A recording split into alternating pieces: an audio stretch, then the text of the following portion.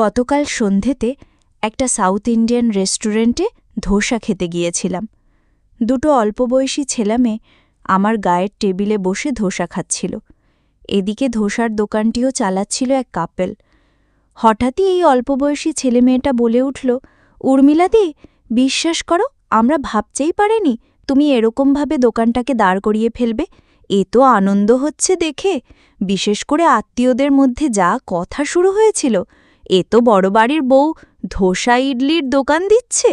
উর্মিলা হেসে বলল, তোদের জামাইবাবু হেল্প না করলে পারতাম না অবশ্য। মেয়েটি বলল, হ্যাঁ, জিজু তো সন্ধ্যার দিকটাতে কাউন্টারে এসে বসে, আমরা জানি তোমার হেল্প হয়ে যায়।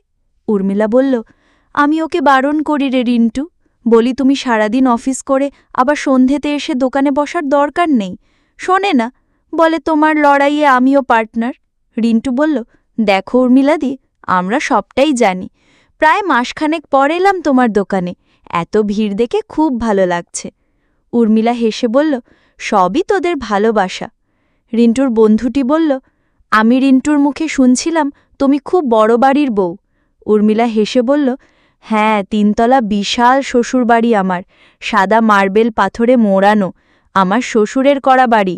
তাই আমার ছোট ছেলেটা এ বারান্দা সে বারান্দায় ঘুরলে আমার শাশুড়িমা বলতেন, তোর দাদুর করা বাড়ি, সব জায়গায় নোংরা হাত দিস না, তোদের ভাগে যে ঘরটা দিয়েছি তাতেই থাকবি।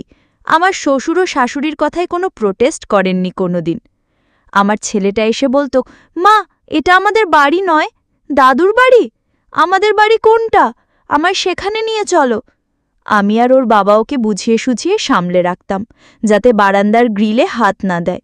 ছোট ছেলেকে বোঝানো যায় বল, তবে এখন তো স্কুলে চলে যায়, ফিরে টিউশনি, বাড়িতে থাকেই কম, তাই শান্তি। থাকলেও ভাগের ওই একটা ঘরেই থাকে।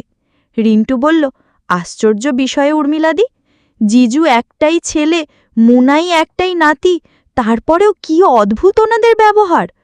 উর্মিলা হেসে বলল, প্রথম প্রথম খুব কেঁদেছি, বিয়ের পরেও কতবার যে বলতো, তোমার বাবার বাড়ির থেকে আমাদের বাড়ি কিন্তু অনেক বড়, এই বাড়ির প্রতি লোভ রেখো না, একটা ছেলের বউ বলেই যে সম্পূর্ণ পাবে এটা নয়।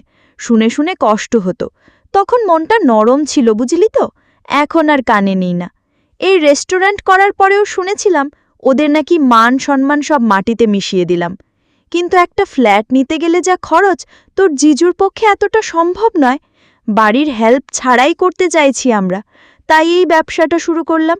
আসলে অত বড় বাড়ির ছেলেকে ভাড়া বাড়িতে নিয়ে যাব, সেটা আবার আমার জন্য খারাপ লাগা। রিন্টু বলল, বাপরে, কত রকমের যে কমপ্লেক্স আছে মানুষের জীবনে। উর্মিলা বলল, এই শোন, তোদের টাকা দিতে হবে না, একদিন দিদির দোকানে এসেছিস।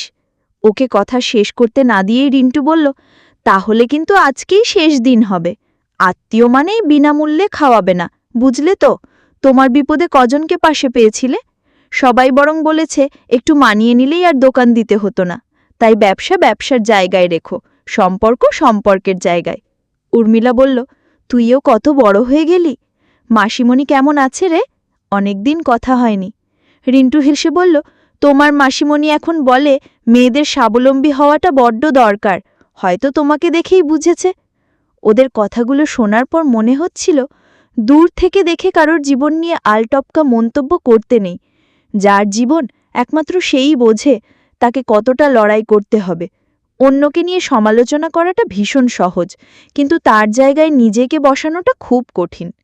নিউক্লিয়ার ফ্যামিলি শুধু এখনকার ছেলে মেয়েদের দোষে হয় না, এটাও মেনে নেওয়া উচিত।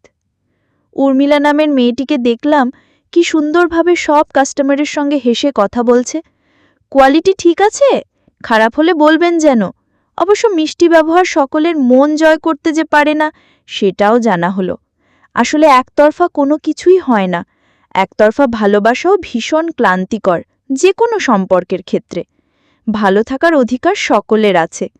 লোকে কি বলল, লোকে কি বলবে ভেবে ভেবে জীবনটা না কাটানোই ভালো। কারণ লোকে আপনার জীবনটা চালিয়ে দেবে না, আপনার যন্ত্রণার ভাগ নেবে না, আপনার প্রতি মুহূর্তের অপমানেরও ভাগ নেবে না। এমন কত গল্প ছড়িয়ে থাকে মানুষের জীবনে, দু একটা বাক্যে যাকে ধরা যায় না। তবুও গল্প হোক আত্মসম্মান বাঁচিয়ে রাখার, গল্প হোক লড়াইয়ের, গল্প হোক স্বপ্ন পূরণের, গল্প হোক পাশে থাকার। কলমে অর্পিতা সরকার।